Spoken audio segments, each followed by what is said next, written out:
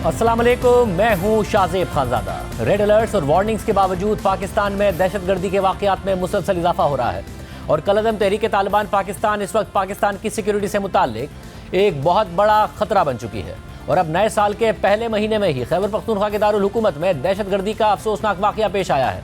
आज पेशावर में police lines की मस्जिद में दौरान नमाज खुदकुश धमाका हुआ, जिसमें अब तक 59 अफराद जाबाहक हो चुके हैं और 150 से ज़ायद ज़ख्मी हैं, जबकि जाबाहक होने वाले अफराद में अक्सरियत पुलिस अफसरान और उनके अहले खाना की है। अहम बात यह है कि पेशावर की ये पुलिस लाइन्स की मस्जिद रेड जोन के इहाते में आती है। इस इलाके में पुलिस हेडक्वार्टर समेत अहम सरकारी इमारतें मौजूद हैं, मगर इस हसासियत के बावजूद ये दहशतगर्दी का वाक़या कैसे हुआ, वो खुदकुश हमला आवर मस्जिद में कैसे पहुंचा, इस हवाले से अब भी इबहाम बरकरार है। आज वज़ीर आज़म शहबाज शरीफ और आर्मी चीफ आसिम मुनीर इस वाक़े के बाद पेशावर पहुंचे, ज़ख्मियों की अयादत की और वज़ीर आज़म ने इस वाक़े से मुताल्लिक़ IG खैबर पख्तूनख्वा से सवाल किया कि खुदकुश हमला आवर कैसे पुलिस लाइन्स में दाखिल हो गया, जिसका IG ने जवाब दिया कि पुलिस लाइन्स में फैमिली क्वार्टर्स भी हैं, हो सकता है कि हमला आवर पहले से ही अंदर ही रह रहा हो। तहकीकात कर रहे हैं वाक़या कैसे पेश आया और हमला आवर कैसे दाखिल हुआ। यानी अब तक इस हवाले से तहकीकात हो रही हैं कि हमला आवर इस हसास इलाके में कैसे दाखिल हुआ, जबकि ऐनी शाहिदीन के मुताबिक खुदकुश हमला आवर नमाजियों की पहली सफ़ में मौजूद था और जैसे ही पेश इमाम ने नमाज का आगाज़ किया तो खुदकुश हमला आवर ने खुद को धमाके से उड़ा दिया, जिसमें मस्जिद के पेश इमाम समेत मुतादिद नमाजी जाबाहक हुए। सिर्फ यही नहीं, धमाके की शिद्दत की वजह से मस्जिद की इमारत गिर गई और कई घंटों तक लोग जख्मी हालत में मलबे तले दबे रहे। एक हंगामी सूरत हाल बनी रही और रेस्क्यू हुक्काम पूरा दिन कोशिश करते रहे कि जख्मियों को मलबे से निकाला जाए। एक पुलिस अफसर जो इस वाक़े में ज़ख्मी हुए, उन्होंने खुदकुश हमले की तफसीलात बताते हुए कहा कि इमाम साहिब की तरफ से जैसे ही नमाज के लिए तकबीर पढ़ी गई, उसके कुछ लम्हे बाद ही धमाका हो गया। ये जोर के नमाज के लिए हम सब जमात में जमा थे मस्जिद और मैं हाल से बरामदे में खड़ा था और तकबीर मतलब ये हो गया, इकामत हो गई थी और तकबीर हो गई। इमाम साहब ने तकबीर किया, इस दौरान एक जोरदार धमाका हुआ। फिर हम मतलब हम समझ गए कि ये क्या हुआ है, लेकिन हमें मतलब धमाके की आवाज़ में ज़्यादा डिप्रेशन हमें बरामदे से बाहर फेंक दिया और इसके बाद सारी छतें और दीवारें गिर गई हमारे ऊपर, लेकिन अल्लाह का फजल के अल्लाह पाक ने हमें बचा लिया है। इस वाक़े की जिम्मेदारी कलअदम तहरीक तालिबान पाकिस्तान ने कबूल कर ली है, जो गुज़िश्ता कई सालों से पाकिस्तान के खिलाफ दहशतगर्दी के वाक़यात में मसरूफ़ है। और 2022 में जब तहरीक तालिबान पाकिस्तान से पाकिस्तान की साबिका हुकूमत के मुज़ाकरात नाकाम हुए तो TTP ने पाकिस्तान के खिलाफ एक बार फिर से ऐलान जंग कर दिया। फिर जून 2022 में मौजूदा हुकूमत और TTP के दरमियान बातचीत हुई और सीज़ फायर का मुआहदा किया गया, मगर बाद में वो भी नाकाम हो गया और कलअदम तहरीक तालिबान 2022 में पाकिस्तान के खिलाफ सबसे बड़े थ्रेट के तौर पर उभर कर सामने आई। और 2 जनवरी 2023 को पाकिस्तान की कौमी सलामती कमेटी ने एक हंगामी इजलास तलब किया, जहां मुआशी चैलेंजेस के साथ साथ दहशतगर्दी के चैलेंजेस का जायज़ा लिया गया और वाज़ेह किया गया कि दहशतगर्दी के खिलाफ अब पूरी रियासती ताकत के साथ निपटा जाएगा। 2 जनवरी को कौमी सलामती कमेटी के एलामिया के मुताबिक वज़ीर आज़म ने इस बात पर जोर दिया है कि दहशतगर्दी के खिलाफ जंग को वफाकी और सूबाई हुकूमतें नेशनल एक्शन प्लान के तहत लीड करेंगी और अफवाज पाकिस्तान दहशतगर्दी की रोकथाम और साजगार माहौल के लिए अपनी खिदमात सर अंजाम देंगी। सूबाई अपेक्स कमेटियों को बहाल किया जाएगा। कानून नाफिज करने वाले इदारों बिलखुसूस CTD को मतलूबा सलाहियतों के साथ जंगी बयार तक लाया जाएगा और किसी भी मुल्क को दहशतगर्दों को पनागाहें और सहूलतें फराहम करने की इजाज़त नहीं दी जाएगी। पाकिस्तान इस सिलसिले में अपने लोगों के तहफ़्फ़ुज़ के तमाम हुकूक महफूज रखता है। 2 जनवरी के एलामिया के मुताबिक कौमी सलामती कमेटी ने पाकिस्तान में दहशतगर्दी के खिलाफ जीरो टॉलरेंस के अपने फैसले को दोहराया है। दहशतगर्दी के खिलाफ रियासत की पूरी ताकत से निपटा जाएगा। पाकिस्तान की सलामती पर कोई समझौता नहीं किया जा सकता। पाकिस्तान की सरजमीन के एक एक इंच पर रियासत की मुकम्मल रिट बरकरार रखी जाएगी। मगर इस्लामी के फौरी बाद कलअदम तहरीक तालिबान ने मुल्क की सियासी क़यादत बिलखुसूस पीपल्स पार्टी और नून लीग को धमकी दी और मौक़िफ़ इख्तियार किया कि तहरीक तालिबान दोनों जमातों के खिलाफ ठोस इक़दामात करने पर गौर कर रही है। साथ ही कलअदम TTP ने मजहबी जमातों से मुताल्लिक भी पैगाम जारी किया और तहरीक तालिबान के इस बयान को एक पॉलिसी शिफ्ट के तौर पर देखा गया। वाक़यात संगीन होते गए और 9 जनवरी को दहशतगर्दों और दहशतगर्दी की कार्रवाइयों के खिलाफ खैबर पख्तूनख्वा के उलमा ने एक फतवा जारी किया और इस फतवे में मुख्तलिफ मकातिब फ़िक्र से ताल्लुक़ रखने वाले उलमा की राय शामिल थी, जिसमें बाकायदा इस बात पर जोर दिया गया कि जिहाद का ऐलान इस्लामी रियासत का सरबराह कर सकता है। हर शख्स को जिहाद के ऐलान का हक नहीं है। कानून की पासदारी से गुरेज करना शरन नाजायज़ है। पुलिस और फौजी एहलकारों के खिलाफ हथियार उठाना शरन नाजायज़ और रियासत के खिलाफ है। हाकिम वक्त के खिलाफ खुरूज बगावत है। इस्लामी रियासत के अंदर किसी किस्म का फितना व फसाद और मुहाजराई फैलाना शरीयत की रूह से जायज़ नहीं। पाकिस्तान के दस्तूर और कानून से बगावत करने वाला सज़ा का मुस्तहिक होगा।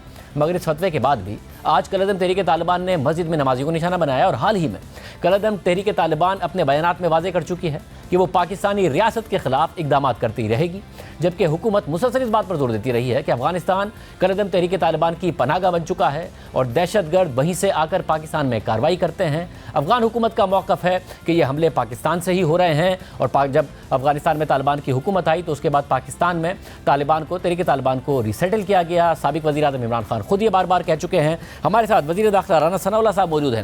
رانا صاحب بہت شکریہ ہمیں شو میں جوائن کرنے کے لیے۔ رانا صاحب آج آپ بھی وزیر اعظم کے ساتھ گئے، وزیر اعظم کو بریفنگ بھی دی گئی، سی سی ٹی وی فوٹیج بھی دکھائی گئی، کیسے ایک حساس علاقے میں اور وارننگز کے باوجود، تھریٹ الرٹ کے باوجود یہ دہشت گرد حملہ آور پہنچ گئے؟ دیکھیں، یہ کویشچن جو ہے وہ وہاں بریفنگ میں وزیر اعظم نے بھی کیا، اور آئی جی کے پی کے نے جو اس کا جواب دیا کہ وہ علاقہ حساس ضرور ہے، لیکن وہاں پہ لوگوں کی آمد و رفت ہے، اور اسی علاقے میں یا اسی احاطے میں جہاں پہ یہ مسجد موجود ہے یا وہاں پہ دوسرے آفسز موجود ہیں، وہاں پہ تقریباً کوئی 2000 کے قریب فیملیز کی تعداد بھی ہے، یعنی فیملی ممبرز، تو وہ لوگ بھی وہاں پہ رہ رہے ہیں اور وہاں پہ لوگوں کا آنا جانا ہے۔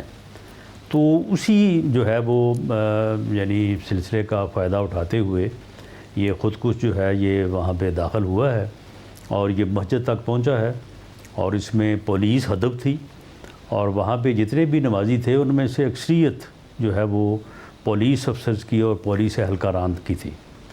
تو ایسے یہ واقعہ جو ہے یہ پیش ہے جو کہ انتہائی قابل مذمت ہے اور انتہائی افسوسناک ہے، اور اس میں بہت بڑا نقصان ہوا ہے۔ رانا صاحب، اب تحریک طالبان واضح کر رہی ہے کہ وہ ٹارگٹ کرے گی، اور کیا یہ حملے اب اس بات کی نشاندہی نہیں کر رہے ہیں کہ ابھی اکا دکا واقعات نہیں ہیں، ان کا نیٹ ورک پاکستان میں مضبوط ہو چکا ہے، اور اس قسم کے واقعات اسی بات کی نشاندہی کر رہے ہیں کہ ایک بہت ہی آرگنائز طریقے سے انہوں نے ایک حساس علاقے میں جا کے یہ کارروائی کی ہے؟ ہم نے دیکھا ہے کہ پاکستان نے کتنی دہشت گردی بکتی، اس کے بعد نجات ملی، نسبتاً کم ہوئے واقعات، اب دوبارہ واقعات میں 2020 سے مسلسل اضافہ ہو رہا ہے۔ نہیں، میرا خیال ہے کہ یہ الفاظ جو ہیں نا یہ ان کو جو ہے وہ بڑھانے والی بات ہے یا ان کو بہت بڑا کرنے والی بات ہے، ایسی بات نہیں ہے۔ معاملہ یہ ہے کہ جو انٹیلیجنس بیسڈ آپریشنز ہیں وہ کے پی کے پولیس جو ہے وہ بڑی بہادری کے ساتھ اور بڑی جرت کے ساتھ کر رہی ہے۔ دوسری ہماری جو لا انفورسنگ ایجنسیز ہیں جس میں فوج ہے، رینجرز ہے، ایف سی ہے، تو وہ سبھی فورسز جو ہیں وہ انٹیلیجنس بیسڈ آپریشنز کر رہی ہیں۔ اس میں جو ہے وہ دہشت گرد ہلاک بھی ہو رہے ہیں، گرفتار بھی ہو رہے ہیں۔ تو ایسا نہیں ہے کہ دہشت گردوں کو بالکل وہاں پہ کوئی کھلی چھٹی ملی ہوئی ہے۔ وہاں پہ لا انفورسنگ ایجنسی جو ہے وہ پوری جو ہے وہ بہادری، جرت اور فرض شناسی سے جو ہے ان چیزوں کا مقابلہ کر رہی ہیں۔ لیکن معاملہ یہ ہے کہ اسی طرح سے ان کو بھی کہیں نہ کہیں کوئی سپیس مل جاتی ہے، یا کسی جگہ سے کوئی فیسیلیٹیٹ کرنے والا مل جاتا ہے، سہولت کار، تو وہ بھی ایسے واقعہ کرنے میں جو ہے وہ کامیاب ہو جاتے ہیں۔ لیکن جو انٹیلیجنس بیسڈ آپریشنز ہو رہے ہیں ان کی تعداد زیادہ ہے۔ مگر رانا صاحب 2 جنوری کو اجلاس ہوا قومی سلامتی کمیٹی کا، جس میں فیصلہ کیا گیا کہ زیرو ٹالرنس کی پالیسی ہوگی، صوبائی ایپیکس کمیٹی کو بحال کیا جائے گا، سی ٹی ڈی کو زیادہ صلاحیت دی جائے گی، اور قانون نافذ کرنے والے ادارے باقاعدہ کارروائیاں کریں گے، دہشت گردوں کی پناہ گاہیں اور سہولتیں فراہم کرنے کی اجازت نہیں دی جائے گی۔ کیا ہوا ہے اس کے بعد تو حملہ کرنے میں کامیاب ہو گئے؟ نہیں تو بالکل نہیں، یہ سارا کچھ ہی ہوا ہے، یہ سارا کچھ ہی ہوا ہے۔ سی ٹی ڈی کی صلاحیت کو بڑھانے کے لیے جو ہے وہ فنڈز صوبے نے بھی ارینج کیے ہیں، وفاق نے بھی اس میں جو ہے وہ تعاون کیا ہے، اور اس میں بالکل زیرو ٹالرنس کا فارمولہ جو ہے وہ پیش نظر ہے۔ اور یہ آپ نے پچھلے دنوں میں دیکھا ہوگا کہ جب ایک تھانے کے اوپر انہوں نے قبضہ کیا تھا یا یرغمال بنایا تھا تو ان کے مطالبے کو تسلیم نہیں کیا گیا، بلکہ ان کو ہلاک کیا گیا، جبکہ ان کی تعداد جو ہے وہ کوئی 35 کے قریب تھی۔ اسی طرح سے یہ کوئی 2 ہفتے قبل ایک تھانے پہ انہوں نے حملہ کیا، اور وہاں پہ تھانے کا عملہ جو تھا وہاں پہ انہوں نے بڑا رجسٹ کیا، ایک ڈی ایس پی جو ہے وہ شہید ہوا، کچھ اور لوگ اہلکار بھی شہید ہوئے، اور دہشت گردوں کو وہاں سے انہوں نے بھگایا، دہشت گردوں کو ہلاک بھی کیا. تو یہ ایسا نہیں ہے کہ کوئی یک طرفہ طور پہ جو ہے وہ یہ عمل ہو رہا ہے. لیکن یہ ضرور ہے کہ کیونکہ طالبان کو ہمارے ایک ہمسایہ دوست ملک میں جو ہے وہ سیف ہیونز میسر ہیں, وہ وہاں پہ بیٹھ کے اپنی پلاننگ کرتے ہیں اور وہاں سے بڑے آرام سے اٹھتے ہیں اور آ کے کوئی نہ کوئی جو ہے وہ کارروائی ڈالنے میں کامیاب ہو جاتے ہیں. تو لیکن اس میں ایسا نہیں ہے کہ یہاں پہ جو ہے وہ انہوں نے کسی علاقے کے اوپر قبضہ کیا ہوا ہے. مگر راز صاحب یہ تو حقیقت ہے نا کہ گزشتہ حکومت میں صورتحال نہیں ہے. سابق وزیر اعظم عمران خان تو کہہ چکے ہیں کہ جب طالبان کی وہاں حکومت آئی تو انہوں نے کہا کہ جی پاکستانی طالبان کو کہ وہ واپس جائیں, پھر ہم ایک پورا ری سیٹل کرنے کا ان کو پلان کر رہے تھے, مگر جو ریاستی ادارے ہیں وہ بھی ریجیم چینج آپریشن میں لگ گئے, توجہ ان کے اوپر سے ہٹ گئی, ان کو ریہیبلیٹیٹ کرنا تھا اور اب یہ کاروائیاں ہو رہی ہیں. تو یہ جو کیس ہے اس کو تو خود سابق وزیر اعظم کمزور کرتے ہیں کہ وہ تو موجود ہیں یہاں پر, ان کو تو ریہیبلیٹیٹ کرنے کے لیے لایا گیا تھا طالبان کو. نہیں, یہ پالیسی جو ہے یہ میں یہ نہیں کہتا کہ اس میں کوئی بدنیتی ہوگی. ہو سکتا ہے کہ نیک نیت کے تحت ہی یہ شروع کی گئی ہو, لیکن یہ پالیسی جو ہے یہ غلط ثابت ہوئی ہے. افغان یعنی جو ٹی ٹی پی کے لوگ تھے, تحریک طالبان پاکستان کے, ان کے متعلق جو یہ سمجھا گیا کہ وہ ٹی ٹی اے کے سے علیحدہ کوئی چیز ہیں, اور جن کے متعلق سمجھا گیا کہ ان کے ساتھ مذاکرات کرنے کے بعد انہیں قانون کے تابع لایا جا سکے گا, ان کو ہتھیار رکھنے پہ آمادہ کیا جا سکے گا, اور وہ دوبارہ جو ہے وہ اپنے ملک میں آ کے ایک لا ابائڈنگ سٹیزن کے طور پہ خود کو قانون اور آئین کے جو ہے وہ تابع کریں گے.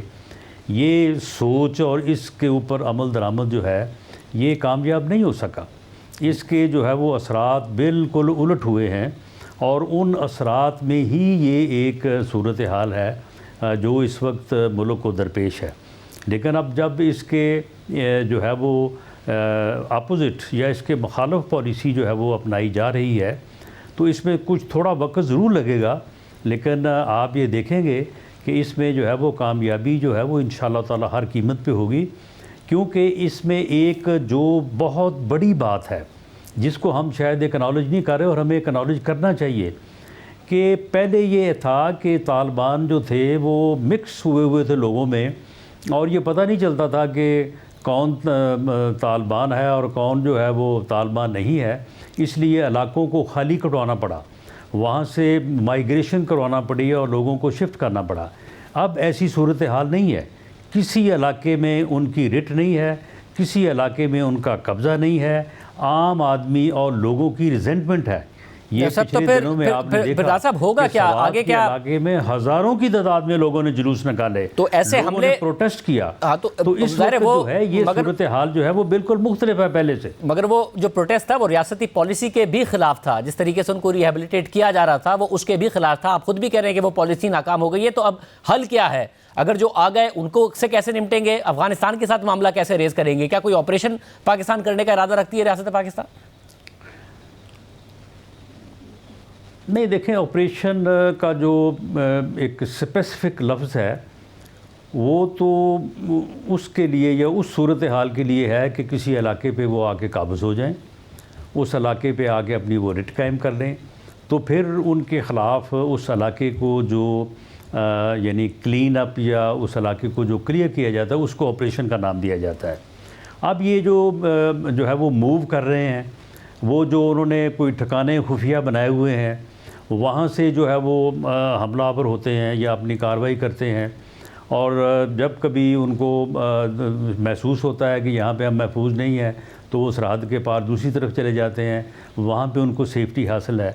تو اب ایک تو یہ ہے کہ سرحد کی دوسری طرف ہمیں افغانستان حکومت کے ساتھ یہ ڈائلاگ اور یہ بات کرنی ہوگی, اور انہیں اس بات کے اوپر آمادہ کیا جانا چاہیے, اور انہیں ہونا چاہیے, کیونکہ ان کا نہ صرف ہمارے ساتھ بلکہ پوری دنیا کے ساتھ وعدہ ہے کہ وہ اپنی سرزمین کو کسی بھی ملک کے خلاف دہشت گردی کے لیے استعمال نہیں کرنے دیں گے. کہ ایک تو وہ وہاں پہ ان لوگوں کو جو ہے وہ سہولت یا پناہ جو ہے وہ نہ دیں, اور دوسرا یہ ہے جو انٹیلیجنس بیسڈ آپریشنز IBOs وہ اس وقت بھی ہو رہے ہیں, اور بڑی جو ہے وہ یعنی تسلسل کے ساتھ ہو رہے ہیں.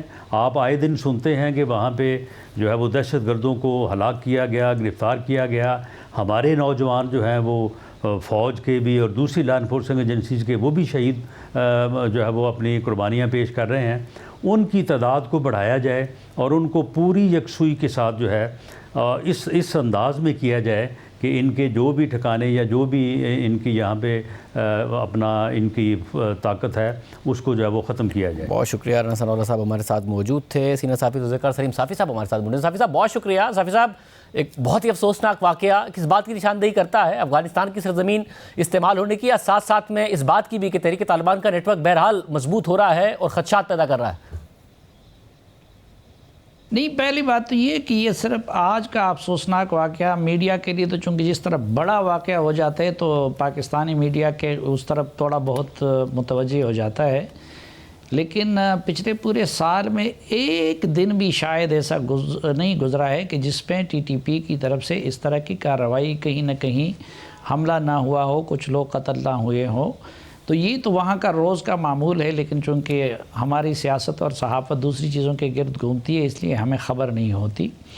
دوسری بات جہاں تک ٹی ٹی پی کا تعلق ہے تو دیکھیے، میں پہلے بھی آپ کے پروگرام میں عرض کر چکا ہوں کہ ان کی قوت پہلے منتشر تھی افغانستان کے مختلف علاقوں میں.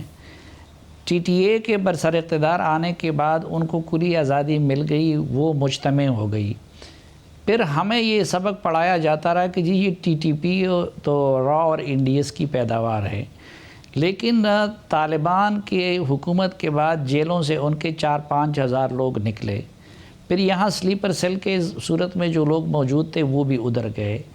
ان کے پاس اسلحہ بھی جدید ترین امریکی اسلحہ ان کے پاس اب ہے، کیونکہ کئی علاقوں کی مالی غنیمت ان کے ہاتھ آ گئی. پھر یہ جو مذاکرات ہوئے عمران خان کی حکومت میں، تو اب ایگزیکٹ ہمارے ساتھ تو اسٹیٹ نے شیئر نہیں کیا گیا، لیکن ان کے کچھ لوگ رہا کیے گئے اور 4-5 ہزار لوگ جس کا عمران خان صاحب تذکرہ کرتے ہیں وہ پاکستان کے اندر داخل بھی ہو گئے. اب جب ریاست پاکستان ٹی ٹی اے سے بات کرتی ہے تو وہ کہتے ہیں کہ ہماری سرزمین تو استعمال نہیں ہوتی، یہ تو وہی لوگ ہیں جو پہلے سے آپ کے ملک میں موجود ہیں. اور پاکستان یہ الزام لگاتا ہے کہ نہیں، یہ جو ہے افغانستان سے آ رہے ہیں. تو قوت تو اس وقت ٹی ٹی پی کی خاصی اچھی ہے، اور افرادی لحاظ سے بھی مالی وسائل. پھر اس پورے عرصے میں آپ کو پتہ ہے کہ خیبر پختونخوا حکومت کے کئی ذمہ داران نے بھی انہیں چندے دیے. افغانستان میں تو جو وسائل آ گئے ہیں وہ اپنی جگہ پہ ہیں اور اسلحہ جدید ترین ہے. پھر جو سوئسائڈر کابل کے معرکے کے لیے تیار ہوئے تھے تو وہ بھی کابل میں استعمال نہیں ہوئے افغانستان میں. تو ہم تو بڑے تشویش میں ہیں، اللہ خیر کرے. مجھے تو آگے بہت خرابیاں نظر آ رہی ہیں. تو حل کیا ہے؟ کیا آپریشن حل ہے اس سارے معاملے کا؟ آپریشن کی ضرورت ہے، لیکن وہ ذہنوں کے آپریشن کی ضرورت ہے، سوچ کے آپریشن کی ضرورت ہے. اس وقت یہ ریاست وہ ٹی ٹی پی اور ٹی ٹی اے اور اس طرح کے ایشو سے متعلق کنفیوز ہے، اور کوئی نیریٹو پاکستانی ریاست کا پراپر نہیں ہے کہ وہ ان لوگوں کو کیا سمجھتے ہیں T T P T T A کو. دوسرا، اس آپریشن کی ضرورت ہے کیونکہ یہ حکومتوں کی ترجیحات میں سر فہرست نہیں ہوتا، وہ ووٹ کے آئینے میں اسے دیکھتے ہیں. مثلاً اب اس حکومت میں آپ دیکھیں کہ رانا ثناء اللہ صاحب بہت کام کر رہے ہیں، سب سے مؤثر وزیر ہیں. وہ پنجاب کے مسلم لیگ کے صدر بھی ہیں، ان کو ایف آئی اے بھی دیکھنا ہے، اپوزیشن کے کیسز بھی بنانے ہیں، حکومت کے کیسز بھی ختم کرنے ہیں. میرے خیال میں سب سے مؤثر وزیر ہے. لیکن ان کے ساتھ 2 اور وزیر بھی ہیں. ایک شاید نام بھی کسی نے اس حوالے سے نہیں سنے ہوں گے، ایک کانجو صاحب ہیں اور دوسرے عطا تارڑ صاحب ہیں. ان کا کبھی اس حوالے سے آپ نے کوئی بیان، کوئی ایکٹیویٹی کچھ دیکھی ہے؟ کسی نے طورخم کو وزٹ کیا ہو، کسی نے چمن کو وزٹ کیا ہو، کسی نے ٹی ٹی پی کا وزٹ کیا ہو؟ تو اگر اس ریاست کی یہ ترجیح ہے تو اس طرح کے معاملات کو سمجھنے والے لوگوں کو بھی پھر انٹیریئر منسٹری میں اپنے ساتھ ایکوموڈیٹ کرتے ہیں نا. تو یہ پھر جو ڈیل کرنے والے ادارے ہیں ان کے درمیان کوئی کوآرڈینیشن نہیں ہے، ہم آہنگی تو دور کی بات ہے. نیکٹا کا ادارہ آپ نے اس کے لیے بنایا ہوا تھا، नेक्टा तो आज भी उसी तरह एक आपने बिगाड़ कैंप बनाया हुआ है कि जिस पुलिस अफसर को सज़ा देनी हो तो उनको आप उधर भेज देते हैं। फिर नैरेटिव बनाने के हवाले से इस रियासत की कोई सरगर्मी नज़र नहीं आती। इमरान खान कुछ कहते हैं, मौलाना फजल रहमान कुछ कहते हैं, कोई दूसरा कुछ कहते हैं। आपने वहाँ गवर्नर लगाना था तो आपने हाजी ग़ुलाम अली साहब को लगा दिया इमरान मौलाना साहब को खुश करने के लिए, जिनका न फाटा मर्जर पे मौक़िफ़ क्लियर है, जिनका न टीटीपी वगैरह पे मौक़िफ़ क्लियर है। अब वहाँ पे काबीना बन गई, काबीना को आप देखें निगरान काबीना, तो जिस तरह पीटीआई की तरजीह नहीं थी तो इस तरह इस काबीना में भी कोई किसी का ATM है, कोई किसी का ATM है, आधा तो वो JUI की हुकूमत है। तो ये कन्फ्यूजन दूर करने के लिए और इस चीज़ को रियासत की और हुकूमत की और सियासत की और सहाफ़त की प्रायोरिटी बनाने के लिए ज़हनी ऑपरेशन की ज़रूरत है। बहुत शुक्रिया हाफिज़, आपकी गुफ्तगू आपने सुनी। कुछ अहम हक़ाइक़ हैं जो हम आपके सामने रखेंगे एक ब्रेक के बाद। आज पेशावर में दहशतगर्दी के एक बड़े वाक़े ने पूरे मुल्क में एक बार फिर दहशतगर्दी के बढ़ते रुझान के खदशात को बढ़ा दिया है और नेशनल सिक्योरिटी कमेटी की मीटिंग के ऐलानात और रियासती दावे एक बार फिर कमज़ोर होते नजर आ रहे हैं। पाकिस्तान में गुज़िश्ता 3 सालों से दहशतगर्दी के ट्रेंड में मुसलसल इजाफा देखा जा रहा है। गुज़िश्ता साल 2022 में 2021 के मुकाबले में दहशतगर्दी के वाक़यात में 28% इजाफा देखा गया। Pakistan institute for conflict and security studies की हालिया रिपोर्ट के मुताबिक गुज़िश्ता साल 2017 के बाद पहली मरतबा एक ही साल में 300 से ज़ायद दहशतगर्दी के वाक़यात सामने आए हैं। ये एक इंतहाई तशवीशनाक सूरत हाल है जिस पर सिक्योरिटी माहिरीन भी इस खदशे का इजहार कर रहे हैं कि रवां साल दहशतगर्दी के वाक़यात में मज़ीद इजाफा हो सकता है और ये सब एक ऐसे वक्त में हो रहा है जहाँ मुल्क को सियासी और मुआशी मुहाज पर पहले ही कई चैलेंजेस का सामना है। और इस सारी सूरत हाल में दहशतगर्दी तक के मामले पर मुल्क में सियासत की जा रही है, जहाँ साबिक वज़ीर आज़म इमरान खान का मानना है कि उनकी हुकूमत तो कल अदम तहरीक तालिबान के साथ मुज़ाकरात के तहत उनकी रीसेटलमेंट कराना चाहती थी, लेकिन मौजूदा हुकूमत और नई इस्टेब्लिशमेंट ने इस पर तवज्जो नहीं दी, इसलिए दहशतगर्दी की लहर में इजाफा देखा जा रहा है। जबकि मौजूदा हुकूमत साबिका हुकूमत पर मुल्क में दहशतगर्दी इंपोर्ट करने का इल्ज़ाम लगा रही है, लेकिन दर हकीकत इस पूरे मामले का एक पस मंज़र है। पाकिस्तान में अमरीका में 9/11 के वाक़े से पहले भी दहशतगर्दी के वाक़यात हुए, मगर अफगान जंग के बाद पाकिस्तान में दहशतगर्दी में इजाफा हुआ। जनरल मुशर्रफ के दौर में 2008 तक दहशतगर्दी अपने उरूज पर पहुंच गई। उसके बाद भी मुज़ाकरात हुए, ऑपरेशन हुए, मगर 2013 तक भी मुल्क को दहशतगर्दी का सामना रहा और एक ऐसा वक्त पाकिस्तान ने देखा कि जिसमें तकरीबन रोज़ाना न्यूज़ चैनल्स की टॉप हेडलाइन कोई धमाका, हमला और उसमें होने वाली हलाकतें होती थी और कभी कभार एक दिन में मुतादिद हमले होते थे। लेकिन 2014 के बाद से 2020 तक इन वाक़यात में कमी आई और पाकिस्तान के अवाम ने निस्बतन अमन का दौर देखा, मगर 2021 से दहशतगर्दी में एक बार फिर वाज़े इजाफा देखा जा रहा है, जो हालिया वाक़यात के बाद मुल्क में एक बार फिर 2014 जैसे हालात और खदशात को हवा दे रहा है। दिसंबर 2014 में पेशावर में आर्मी पब्लिक स्कूल पर कल अदम तहरीक तालिबान पाकिस्तान के अस्करियत पसंदों ने हमला करके मासूम बच्चों को शहीद कर दिया। इस हमले में 22 असातिज़ा और 122 बच्चों को शहीद कर दिया गया और इस वाक़े ने दहशतगर्दी से मुताल्लिक पाकिस्तान की कन्फ्यूज्ड पॉलिसी को एक सिमत दी कि वो दहशतगर्दों के खिलाफ जल्द और मौसर कार्रवाई करे और पाकिस्तान के तमाम स्टेक होल्डर्स के मुत्तहिद होने के बाद ऐसा ही किया गया। पाकिस्तानी रियासत की जानिब से दहशतगर्दी के हवाले से ज़ीरो टॉलरेंस की पॉलिसी अपनाई गई और फिर वाज़े तौर पर 2015 में दहशतगर्दी के वाक़यात में कमी भी देखी गई। Pakistan institute of peace studies की जनवरी 2016 को शाया होने वाली रिपोर्ट के मुताबिक नेशनल एक्शन प्लान पर अमल दरामद के बाद 2015 में मुल्क में दहशतगर्दी के वाक़यात में वाज़े कमी देखी गई। 2014 में मुल्क भर में 1206 दहशतगर्दी के वाक़यात हुए, जिनमें अस्करी ऑपरेशन के बाद वाज़े कमी देखी गई और 2015 में 625 दहशतगर्दी के वाक़यात देखे गए, जो 2007 से 2 सालों के दरमियान होने वाली सबसे बड़ी कमी थी। इसी तरह 2016 में भी दहशतगर्दी के वाक़यात में मज़ीद कमी देखी गई और 2016 में 441 दहशतगर्दी के वाक़यात रिपोर्ट हुए। इसी दौरान दहशतगर्दी के हमले कम ज़रूर हो रहे थे, मगर दहशतगर्दी ख़त्म नहीं हुई थी, इसका ख़तरा मौजूद था और फिर 2017 में दहशतगर्दी के वाक़यात में मज़ीद कमी आई। Pakistan institute of peace studies की रिपोर्ट के मुताबिक 2017 में मुल्क भर के 64 अजला में दहशतगर्दी के 370 वाक़यात रिपोर्ट किए गए, जो अगले साल 2018 में मज़ीद कम होकर 262 हो गए। फिर 2019 में पाकिस्तान में दहशतगर्दी के 229 वाक़यात हुए, जिनमें अगले साल मज़ीद कमी देखी गई, जहाँ 2020 में दहशतगर्दी के 146 वाक़यात रिपोर्ट हुए। फिर 2021 में ही दहशतगर्दी के ट्रेंड में इजाफा देखा गया और ये वो साल था जब अमेरिका अफगानिस्तान से वापस जा रहा था और पाकिस्तान की हुकूमत कल अदम तहरीक तालिबान पाकिस्तान से मुज़ाकरात के लिए राह हमवार कर रही थी और पाकिस्तान को उम्मीद थी कि अफगानिस्तान में तालिबान की हुकूमत आने के बाद अफगान तालिबान कल अदम तहरीक तालिबान पाकिस्तान को अपनी ज़मीन से पाकिस्तान में दहशतगर्दी में मुलविस नहीं होने देंगे, क्योंकि अफगानिस्तान से अमरीकी और नेटो अफवाज के इनखला और इससे पहले दोहा मुज़ाकरात में पाकिस्तान ने अहम सालिसी का किरदार अदा किया था और वज़ीर आज़म इमरान खान अफगानिस्तान में तालिबान हुकूमत आने पर खुश थे और अपनी तकारीर में طالبان کی افغانستان میں فتح کا حوالہ دیتے ہوئے بتاتے تھے کہ طالبان نے افغانستان میں امریکہ کو شکست دے کر غلامی کی زنجیریں توڑ دی ہیں، لیکن جہاں ریاست پاکستان افغانستان میں طالبان کی حکومت آنے پر خوش تھی اور افغانستان سے امریکی اور نیٹو فوج کے انخلاء اور طالبان کے افغانستان پر قبضے کو خوش آئند قرار دیا جا رہا تھا، تو اس وقت کالعدم تحریک طالبان پاکستان کے سربراہ نور ولی محسود امریکی نیوز چینل CNN کو انٹرویو میں یہ کہہ رہے تھے کہ افغان طالبان کی جیت پوری مسلم امہ کی جیت ہے۔ اس کے باوجود خود سابق وزیر اعظم عمران خان اعتراف کر چکے ہیں کہ ان کی حکومت کالعدم تحریک طالبان کی پاکستان میں ری سیٹلمنٹ کے لیے مذاکرات کر رہی تھی۔ گزشتہ مہینے ایک سیمینار سے خطاب کرتے ہوئے عمران خان کا کہنا تھا کہ افغان طالبان نے افغانستان پر قبضے کے بعد پاکستانی طالبان کو واپس جانے کو کہا، وہ ہمارے لیے اچھا موقع تھا کیونکہ میری حکومت پہلے ہی اسے مذاکرات کر رہی تھی تاکہ 40,000 افراد کو ری سیٹل کریں۔ جب گزشتہ سال اگست میں طالبان نے کابل پر قبضہ کیا تو انہوں نے وہاں پر پاکستانی طالبان کو پاکستان واپس جانے کو کہا، اور وہ ہمارے لیے ایک اچھا موقع تھا۔ میری حکومت پہلے ہی ان کے ساتھ مذاکرات کر رہی تھی تاکہ ہم ان کی ری سیٹلمنٹ کر سکیں، کیونکہ وہ 40,000 کے قریب افراد تھے جو پاکستان آ رہے تھے، جن میں سے 5 سے 10,000 کے قریب عسکریت پسند اور ان کے خاندان بھی تھے۔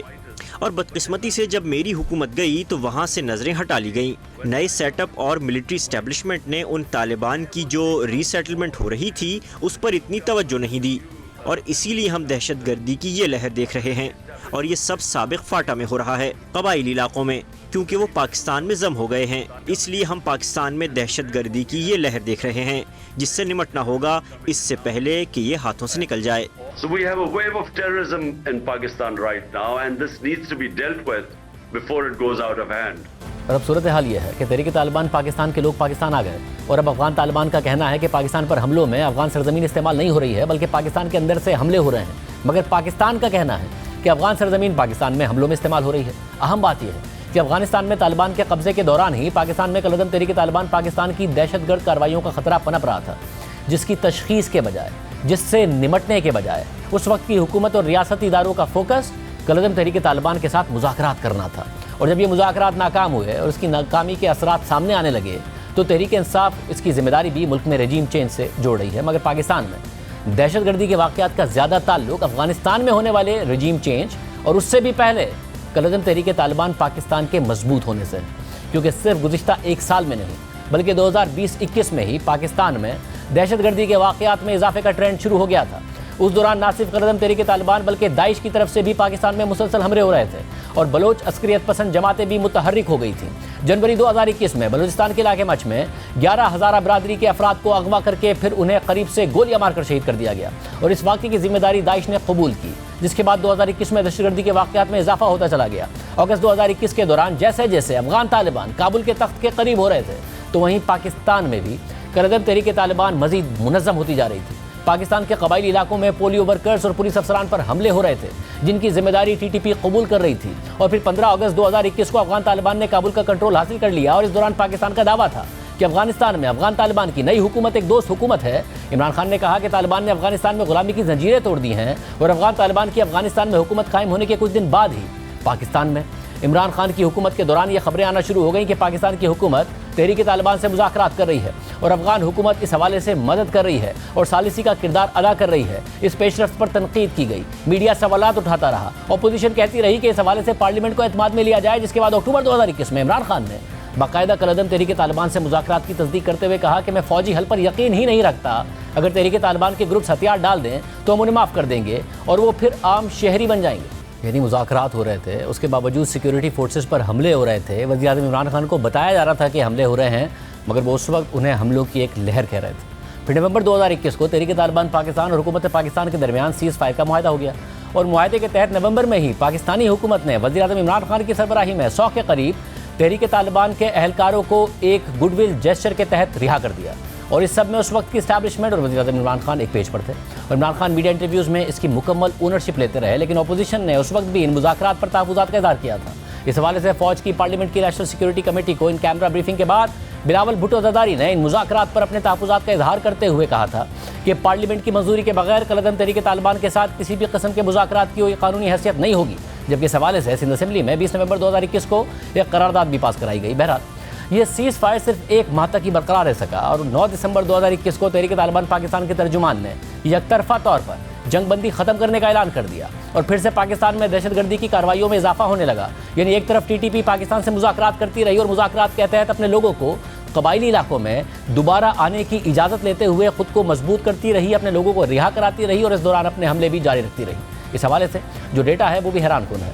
2021 में जब टीटीपी से मुज़ाकरात शुरू हुए थे और अफगानिस्तान में तालिबान की हुकूमत कायम हुई थी, उस साल माजी के मुकाबले में पाकिस्तान में ज़्यादा हमले हुए और दहशतगर्दी की कार्रवाइयों में इजाफा देखा गया। Pakistan institute of peace studies के मुताबिक 2021 के दौरान पाकिस्तान में दहशतगर्दी के 207 हमले हुए, जो 2020 के मुकाबले में 42% ज़्यादा थे। इन हमलों में 335 जानें चली गईं और ये तादाद 2020 के मुकाबले में 52% ज़्यादा थी। कलअदम टीटीपी, दाइश खुरासान और तालिबान के मकामी ग्रुप्स इनमें से 128 हमलों के जिम्मेदार थे, जिनमें 236 लोग जाँ बहक हुए। 2020 में ऐसे हमलों की तादाद 95 थी।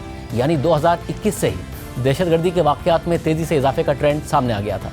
टीटीपी के साथ मुज़ाकरात होते रहे, सीज़ फायर होते रहे और फिर हमलों का सिलसिला भी चलता रहा और इसी दौरान पाकिस्तान में दाइश और कलअदम बलोच अस्करियत पसंद तंजीमें भी मुतहर्रिक हो गई। जनवरी 2022 में भी पाकिस्तान के मुख्तलिफ शहरों में दहशतगर्दी के वाक़यात हुए और उनमें मुसलसल इजाफा देखा गया। 18 जनवरी 2022 को इस्लामाबाद में पुलिस नाके पर फायरिंग के नतीजे में एक अहलकार शहीद और 2 ज़ख्मी हो गए, जिसके बाद 20 जनवरी 2022 को लाहौर के अनारकली बाजार में प्लांटेड बम धमाके में 3 अफराद जाँ बहक और 33 ज़ख्मी हुए थे, जिसकी जिम्मेदारी अस्करियत पसंद जमात बलोच नेशनलिस्ट आर्मी ने कबूल की थी। इसके अलावा सिर्फ 17 जनवरी 2022 से लेकर 20 जनवरी 2022 के दौरान पाकिस्तान में 7 दहशतगर्दी के वाक़यात की जिम्मेदारी तहरीक तालिबान पाकिस्तान कबूल कर चुकी थी। सिर्फ यही नहीं, इसी दौरान ही पाकिस्तान में दाइश खुरासान का खतरा भी बढ़ता चला गया और आईजी खैबर पख्तूनख्वा मोअज़्ज़म अंसारी ने दाइश को खैबर पख्तूनख्वा में कलअदम तहरीक तालिबान से भी बड़ा खतरा करार दिया था और मार्च 2022 में ही दाइश की तरफ से पेशावर में शिया मस्जिद में जुमे की नमाज के दौरान खुदकुश हमला किया गया और इस हमले में 57 अफराद जाँ बहक और 200 से ज़ायद ज़ख्मी हो गए थे। और ये पाकिस्तान में हालिया दहशतगर्दी का सबसे बड़ा वाक़या था,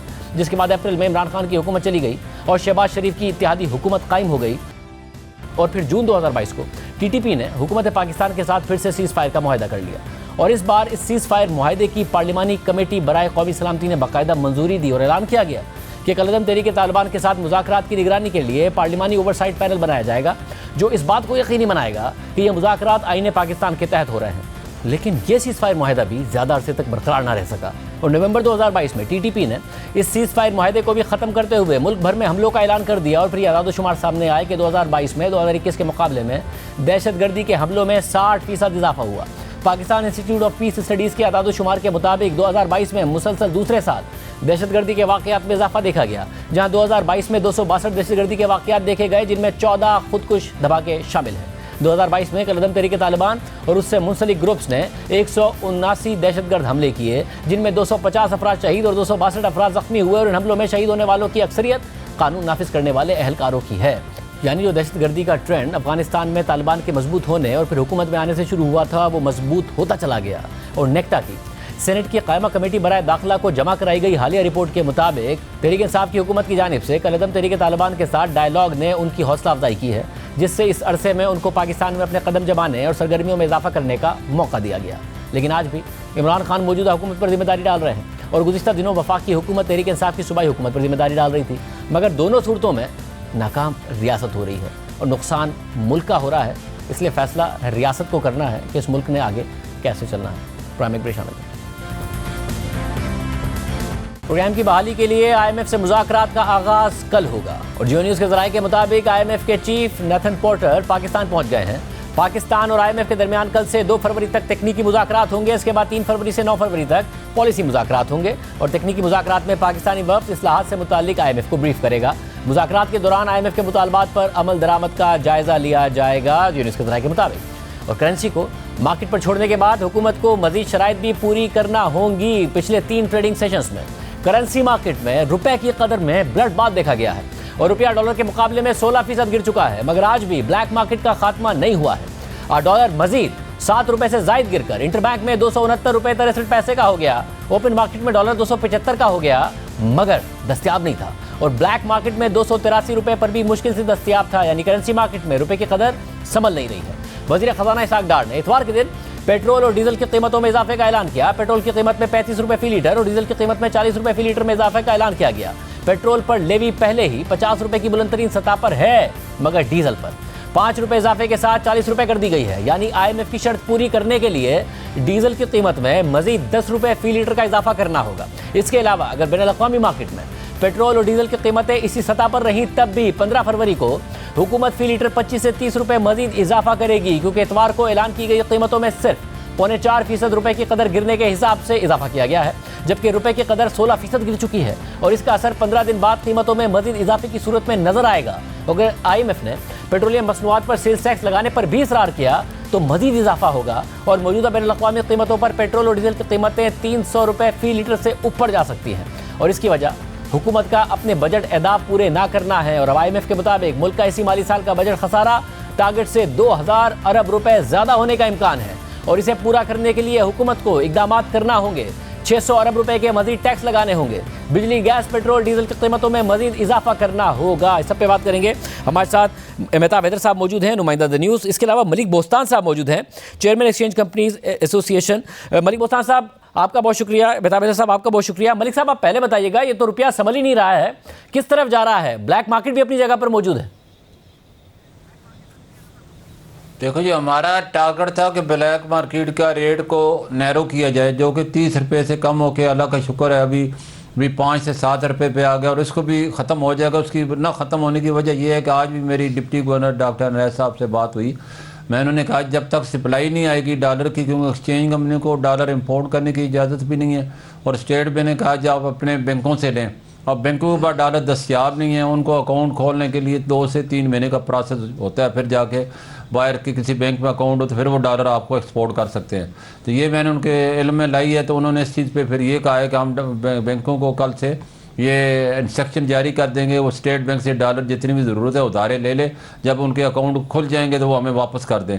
तो ये अगर कल से हो जाता है इस पर अमल, तो मैं सप्लाई नहीं की ना होने की वजह से डॉलर की रेट जो इस वक्त जो है मारी लोग जो फिर रहे हैं, क्योंकि एक्सचेंज कंपनी के पास भी नहीं है और ये भी काबुल में आज पहली दफ़ा डॉलर का रेट पाकिस्तान से कम है और ये पेशावर में ज़्यादा है। उसकी भी वजह यह है कि जितने भी हमारे इंपोर्टर हैं और हमारे एक्सपोर्टर हैं, इंपोर्टरों को हुकूमत ने कहा है जो इनके कंटेनर यहाँ 4 अरब डॉलर के करीब फंसे पड़े हैं, वो अपने जहाँ भी चाहे अपने अरेंजमेंट करके बैंकों को सेटलमेंट करें तो हम उनके रिलीज़ कर दें। एक तो वो डॉलर खरीद रहे हैं, कैश डॉलर। आपको लगता है कि अब यहाँ से स्टेबलाइज करेगा या नीचे जाएगा पैनिक में, या फिर क्योंकि एक साथ मार्केट पर छोड़ा गया तो गिर गया है, तो आपको भी यहाँ से मजीद वीकनेस नज़र आ रही है, मजीद कमज़ोरी नज़र आ रही है रुपये में, या यहाँ से बेहतरी नज़र आ रही है?